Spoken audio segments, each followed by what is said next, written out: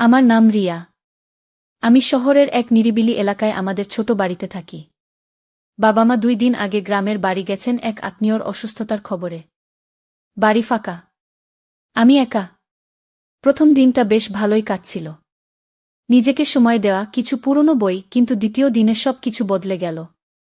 সন্ধ্যা নামার কিছু আগে দরজায় বেল বাজল। আমি দরজা খুলতেই দেখি সামনেই দাঁড়িয়ে অখিল, আমাদের পাশের বাড়ির ছেলে। চুপচাপ, রহস্যময় স্বভাবের। চোখে অদ্ভুত গভীরতা।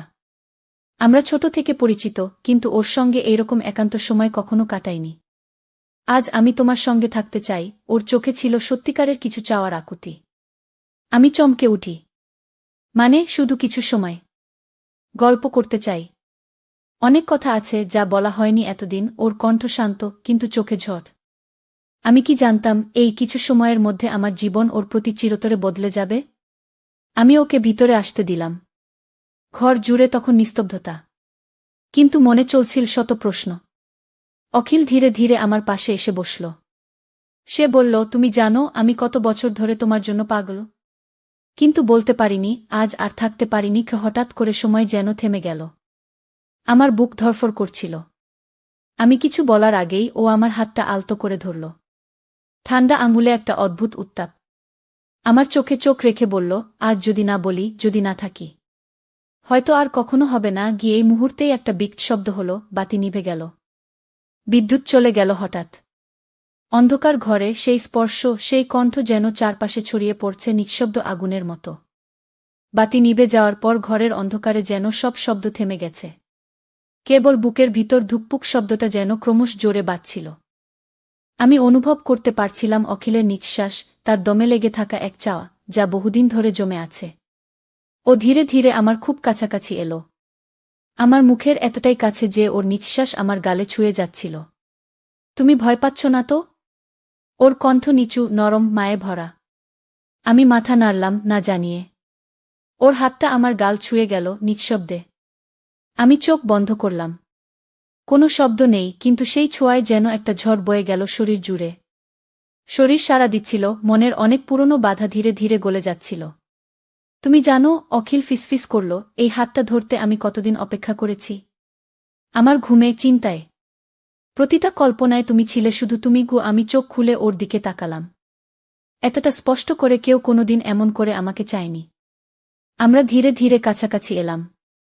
ঘরের অন্ধকার যেন আমাদের মুছে দিচ্ছে বাইরের জগৎ থেকে। ও আমার কাঁধে হাত রাখল, আমি ওর বুক ছুলাম। নিঃশব্দে হৃদস্পন্দন গুনলাম, যা কেবল আমার জন্য ধুকপুক করছিল। চোখে চোখ রেখে আমরা একে অন্যকে বুঝছিলাম, শব্দ ছাড়াই। তারপর ধীরে ধীরে ওর ঠোঁট আমার কপালে ছুল। এক চুম্বনে যেন কত কিছু বলে দিল, ভালোবাসা, আকাঙ্ক্ষা, নির্ভরতা। আমার শরীর গরম হয়ে উঠছিল, রোমাঞ্চে ভরে যাচ্ছিল মন।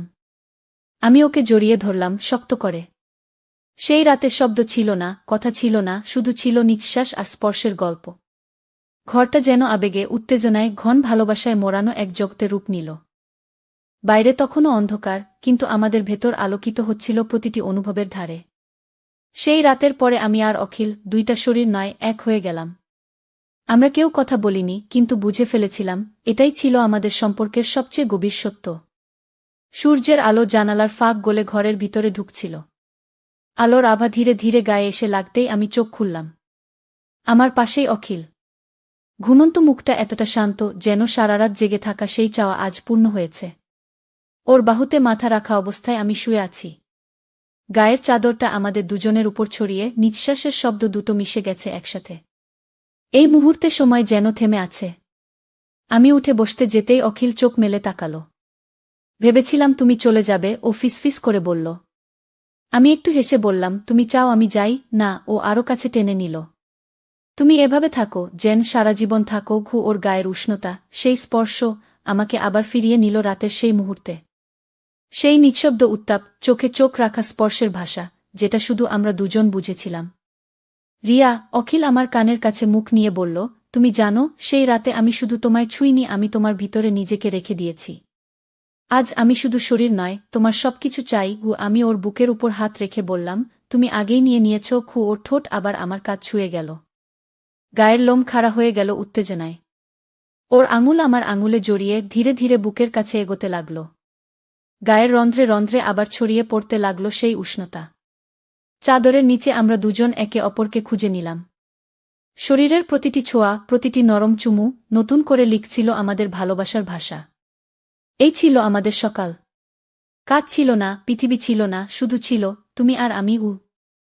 সেই সকালটা শেষ হওয়ার আগেই আমি জানতাম এটা শুধুই শুরু। আরও অনেক রকম ছোঁয়া, অনুভব, কথা অপেক্ষা করছে সামনে।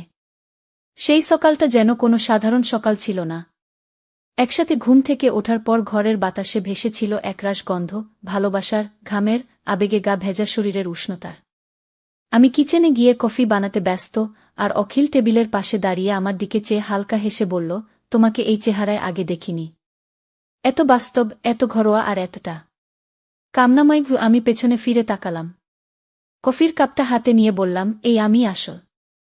আগেরটা ছিল বাইরের মুখোশ। কেউ ও ধীরে ধীরে আমার কাছে এলো। কাপটা আমার হাত থেকে নিচু করে রেখে দিল টেবিলে, তারপর কোমরে হাত রেখে বলল, এই মুখোশ ছাড়া তোমায় আমি আবার চাই, এখনই চাই। এইরকম দিনের আলোয় চোখের সামনে আমি কিছু বলতে পারলাম না। কারণ আমার মধ্যেও সেই চাওয়া তৈরি হচ্ছিল বারবার। আমাদের শরীর যেন আমাদের মনের চেয়ে আগে সিদ্ধান্ত নিচ্ছিল।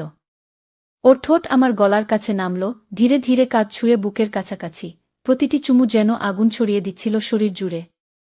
ওর আঙুলগুলো আমার পিঠ বেয়ে নামছিল, আর আমার শ্বাস বারে বারে ভারী হয়ে উঠছিল। আমি ঠেলে ওকে ডাইনিং টেবিলের দিকে টেনে নিলাম। সেখানেই এক মুহূর্তের মধ্যে আমাদের শরীর আবার এক হয়ে গেল। আলোছায়ার খেলায়, নিঃশব্দ উত্তেজনার ধাক্কায় আমরা একে অপরকে খুঁজছিলাম বারবার।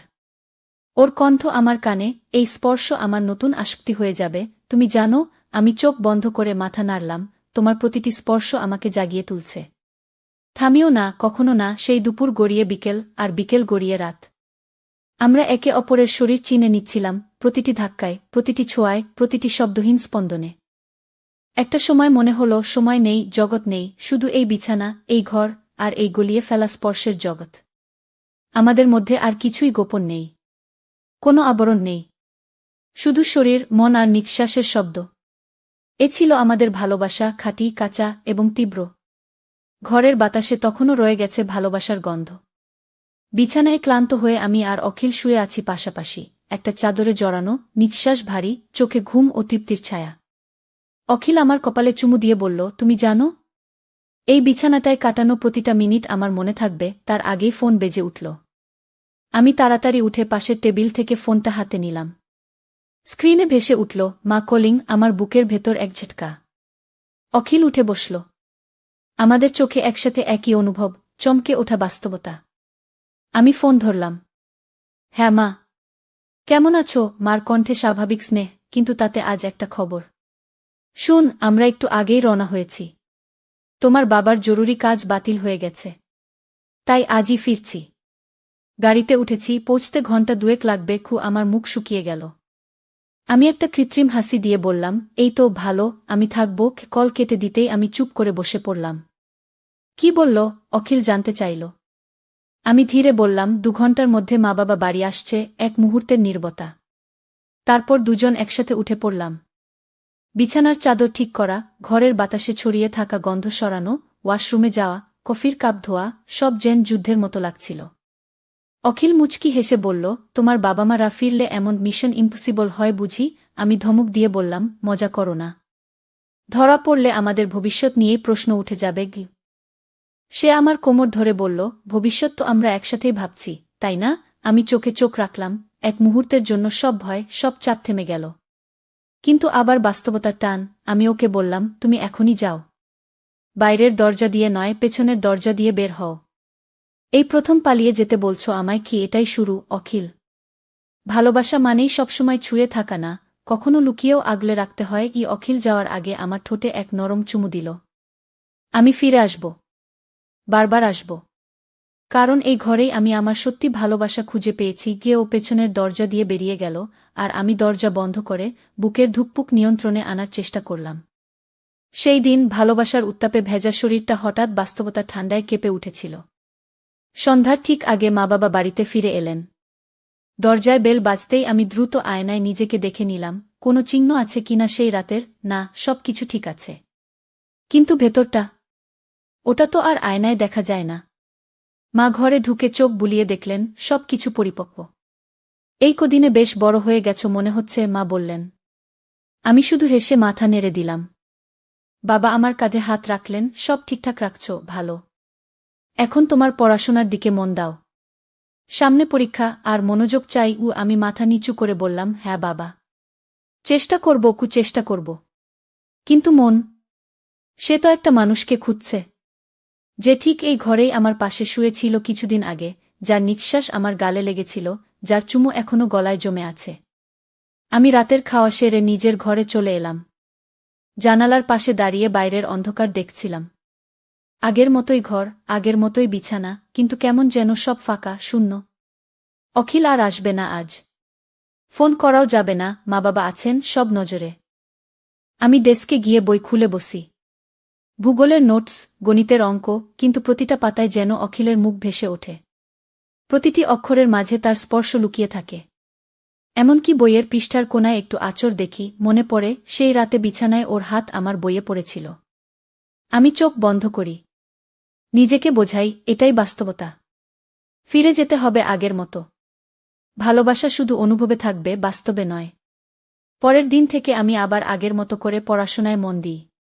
প্রতিদিন সকাল দুপুর রাত ঠিক সময়মতো পড়ি, মা খুশি হন, বাবা গর্ব করেন। সবকিছু আবার স্বাভাবিক হতে শুরু করেছিল।